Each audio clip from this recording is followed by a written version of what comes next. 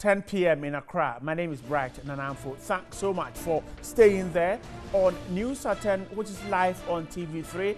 And you can also hear us live on 3FM 92.7. We're grateful for your time tonight. Now let's look at some news highlights on our network. President Nana Addo Dankwa Akufo-Addo has encouraged the Ghana Armed Forces to be at the forefront in the fight against illegal mining. The president was speaking after presenting colors to the Armored Reconnaissance Regiment of the Ghana Armed Forces. He told them to help in the fight against illegal mining.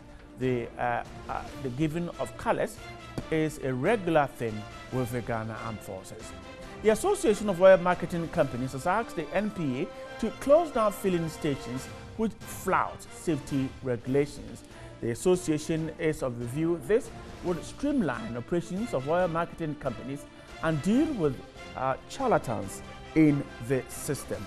So the NPA there being asked to be more robust in its fight against filling stations that flout regulations and standards. Now, organizers of the protest to activate investigations into alleged embezzlement of state funds say it is not targeted at any regime.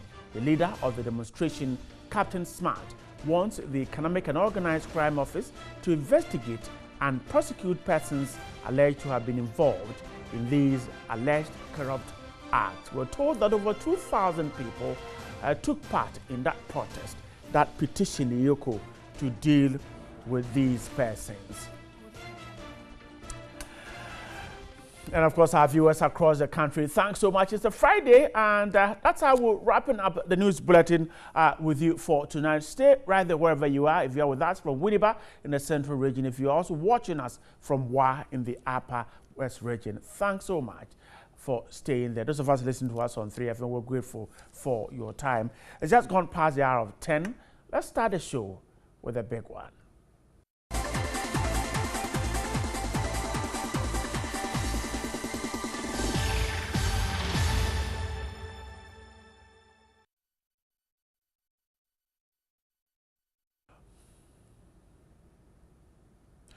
All right, not very good news this evening. The Alavanyo in Konya conflict still making headlines there. Reports indicating that one person has been killed there is the latest news we've received from the area. And we're told that, as usual, some men from the two communities engaged in a battle resulting in the death of one person there. Again, the security services are there, and yet these persons are still engaged in what is causing the conflict there. We're told that the death occurred around 5 p.m. this evening. We're told of also the fact that there is some uneasy calm as residents. Anytime there's that kind of killing, we'll have to then we'll call back into the rooms while the security services deal with it. But we'll very soon go there and take a look at exactly how the situation there as far as the conflict in that area is concerned. Don't forget that the Alavanya in Konya crisis has for this month claimed more than 5 lives. We're told of the woman, a boy who were killed in the course of the month. We'll very soon get there and see exactly what's happening there. But the news is that one more person has been killed in the Alavanyo in Konya conflict in the Volta region. We'll try hard to get to speak to the Agome Assembly member of the area. That killing is said to have again resurrected the conflict. And Raymond Saikwa is on the phone lines now. Raymond, grateful for your time tonight. Thank you. Oh, right. Now, can you confirm to me that one person has been shot dead again today. Is that the case? Yes, please. How did it happen and when did it happen? It was 10 minutes after 3 this evening. This gentleman went to inspect his tap. He's having a tap just about 200 meters away from the town. So he went there, and some people from Konya came to kill him. This is what happened this evening at Alavanyo Chukwuji. So he's an Alavanyo man? He's an Alavanyo man. 43-year-old Alavanyo man. Now, so you're suggesting that some men from Konya came to kill him. Does it suggest that the Alavanyo people did not retaliate? Nothing of that happened today. Nobody retaliated. That incident happened, and we called the military and the police to come. So they came to see the whole thing that happened today. What exactly is the security situation now? We're told that any time it happens, you find the people of Alavanyo going back into their rooms and staying indoors. Is that the situation at the moment where you are? Yes, please. Today's one, because of the curfew, you cannot go out. But the incident happened before the curfew, but because of the curfew, we are all indoors now. Do you foresee the people of Alavanyo retaliating for what has happened? Please, no, I cannot see anything like that. Because the security are on the ground, they are talking to us every day. That will show into the law into our own hands. So we are also looking at them. Has the security men there, the soldiers, the policemen, have they been talking to the people of Alavanyo? And if they have, what have they been telling them? Yes, they came to the chief and the elders today. Even they left Alavanyo, they left Joguje 6:30 to 7 this night before going to their camp. They told them that the laws on the ground did not permit anybody from Alavanyo to go for any reprisal. But we should hand everything over to them so that they will deal with what is happening. So that is what they told the people of Alavanyo, Joguji. And the chiefs and the elders to their law-abiding people, so they also agreed on what they said before they left. So this person was killed. Where's the body now, and the family, exactly what have they been doing today? According to what happens today is that the family said they are underdogs, so they don't have money to go and be doing anything at the hospital. So they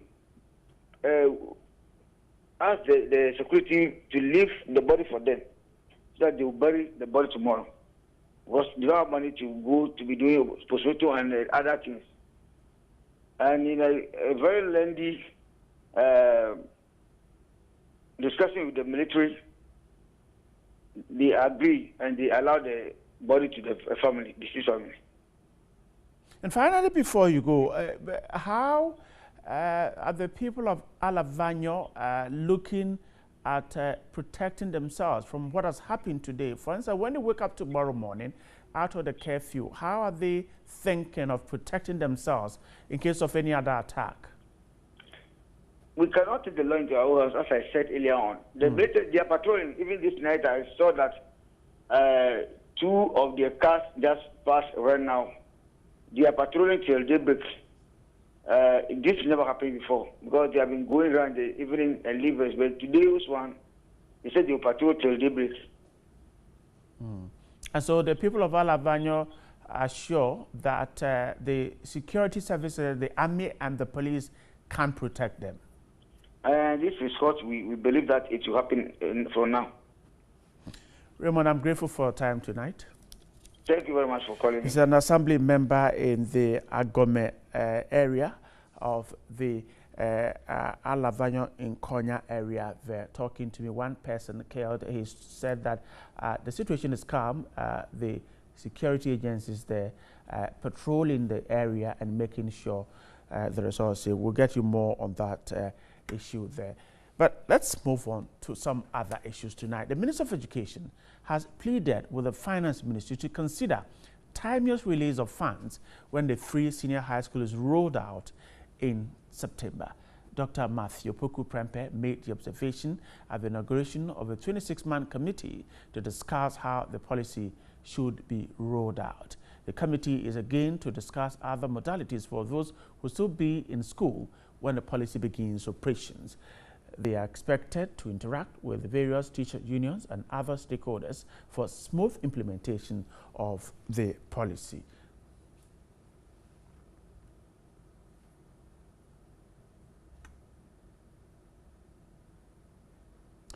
Dr. Matthew Poku Prempeh is the Minister of Education. He's just on the phone lines. Dr. Poku Prempeh, grateful for your time tonight. Good evening, and good evening to your listeners. So the committee, precisely what are they expected to do? They are expected to advise the minister on the roadmap we set for them.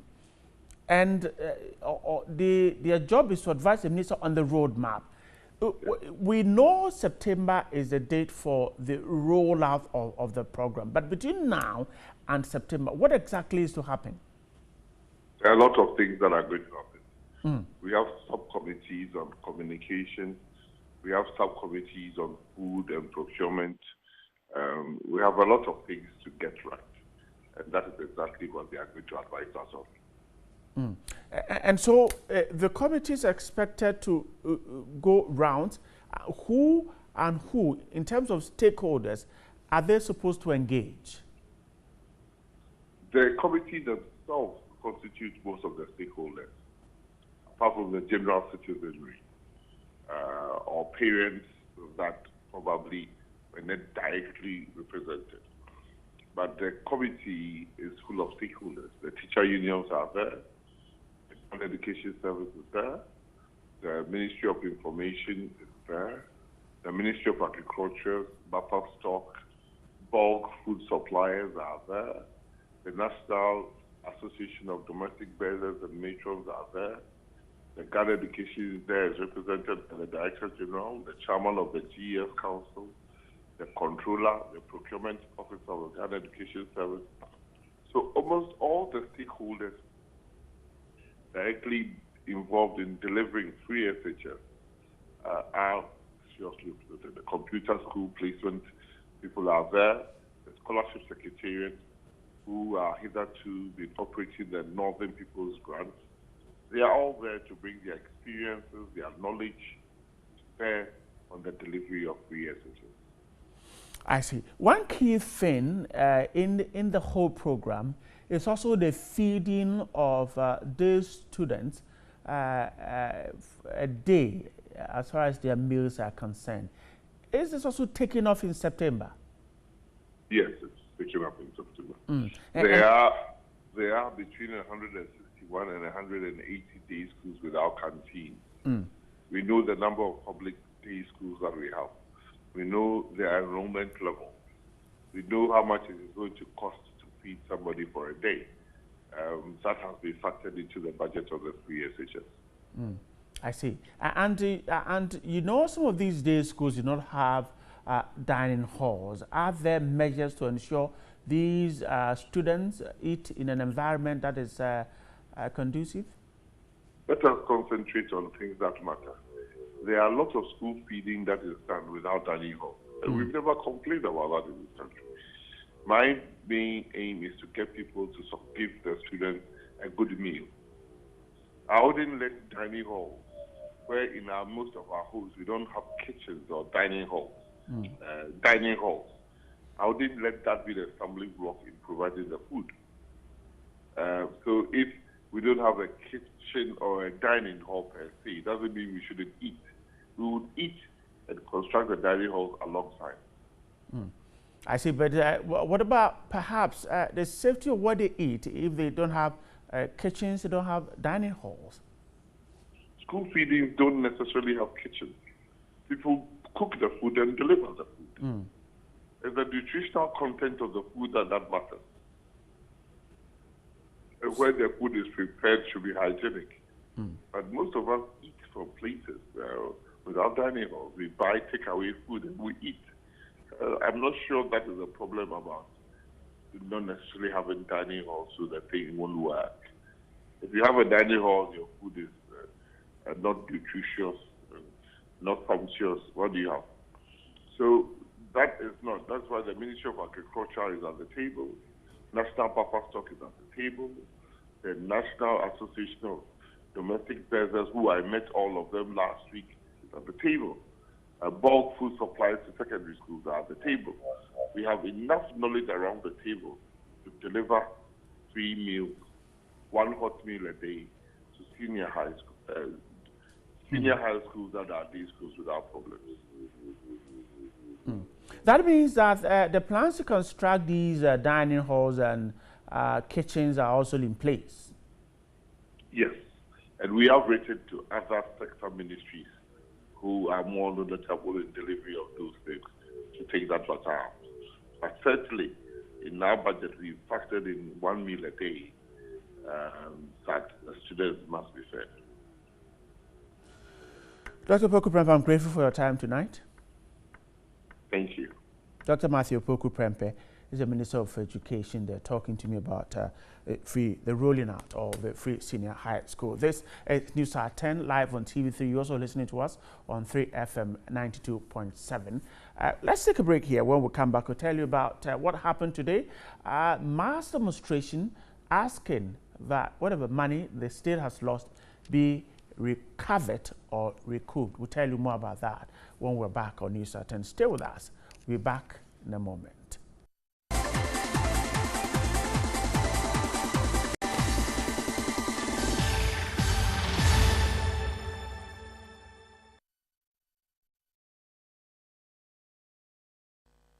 Welcome back on 3FM and also on TV3. Organizers of protest to activate investigations into alleged embezzlement of state funds say it is not targeted at any regime. Leader of the demonstration, Captain Smart, wants the Economic and Organized Crime Office to investigate and prosecute persons alleged to have been involved in these alleged corrupt acts. Over 2,000 protesters marched through some streets of Accra. Dubbed Yeji and Sika protests, the crowd, some of which came from the regions, argued that the monies, when collected, could be used to solve some of the challenges facing the country. For a government to become operative, it needs the community to police the government. And if everybody says, oh, it's the government business, we get nowhere. That's the reason why all this corruption has gone on and on and on and on. This thing started not today, since Kwame Nkrumah's regime. And if we say we should wait for the state institutions to come and take the money, it won't work. It was led by Adum FM's morning show host, Captain Smart. The protesters called for investigations into cases of malfeasance under the Fourth Republic, insisting the agitation was not targeted at any particular regime.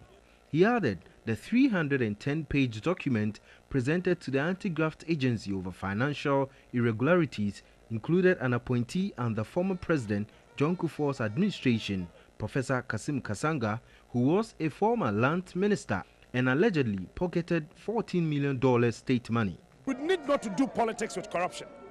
NDC MPP, we are not interested in them anymore. We are sick and tired of those things. Look, people would complete a nursing training college. They have to go and picket before they can be employed. Why? Though Yoko hinted it will use a week to study the document, Captain Smart issued a 3-month ultimatum, after which the protests will be replicated in other regions. Well, we'll go to Kumasi for another demonstration after 3 months. From there, we'll go to Eastern Region for another demonstration. We want the entire country to rise. That corruption is what is killing us. We don't need loans to develop Ghana. Already, 2017 has recorded cases of alleged mismanagement and embezzlement of state funds by 3 people at the National Communications Authority (NCA). They include the former board chairman Eugene Bafuboni and former CEO William Tavi, who have been cited for allegedly embezzling over $4 million in a murky deal with an Israeli company.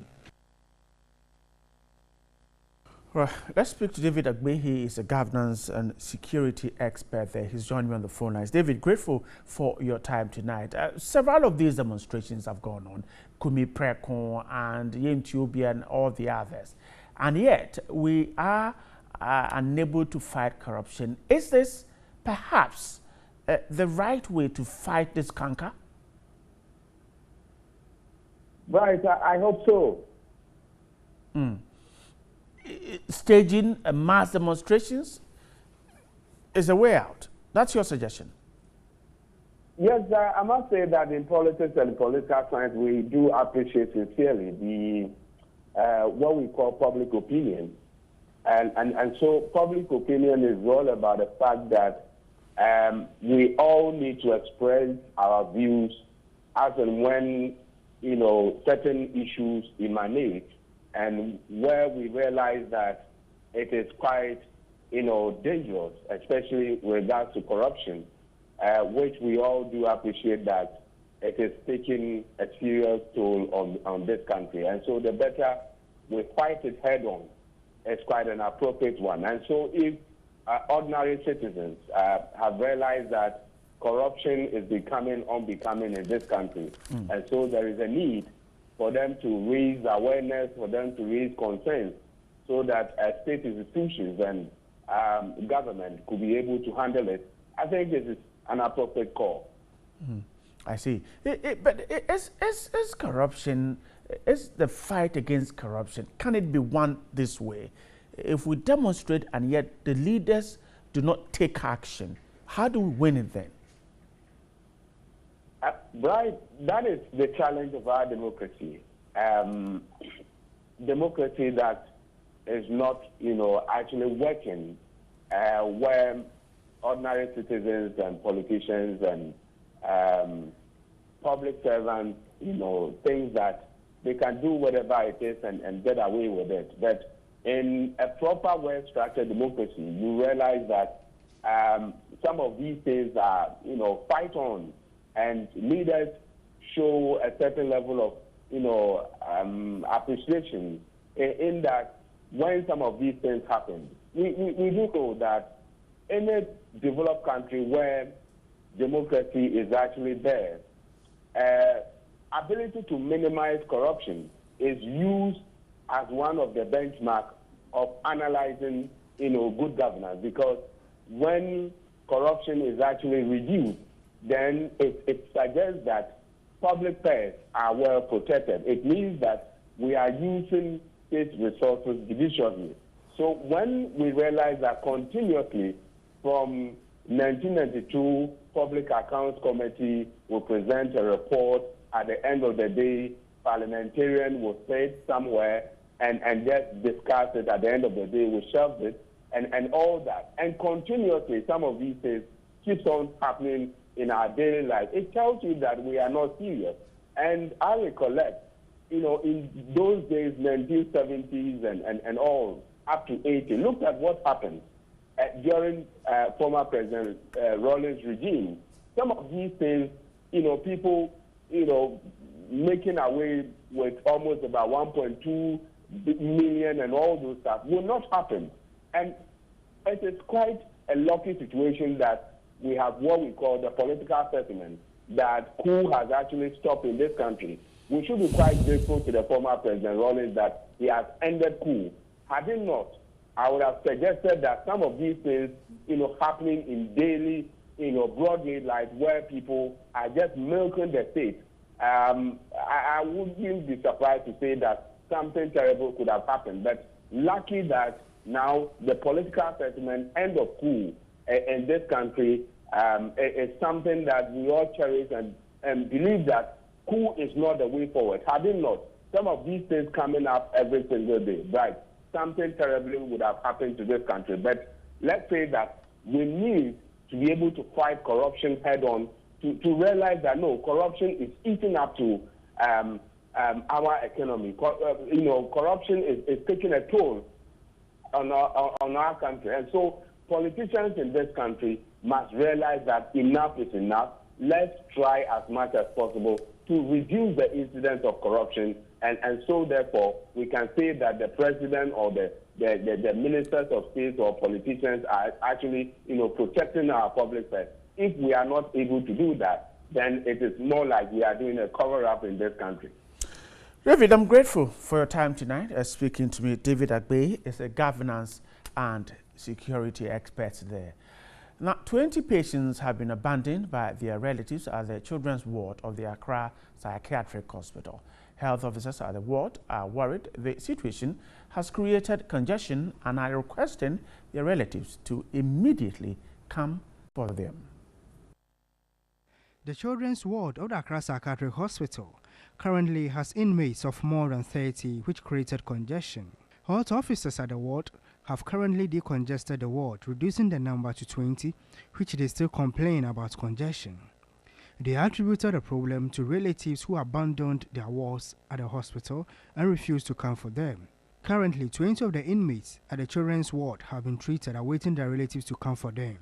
They will just bring them. Then when they reach the gate, as if they are coming to see a physician, a doctor here, then he will say, "Oh, my brother, just take care of him. I'm buying food for him." Then off they go.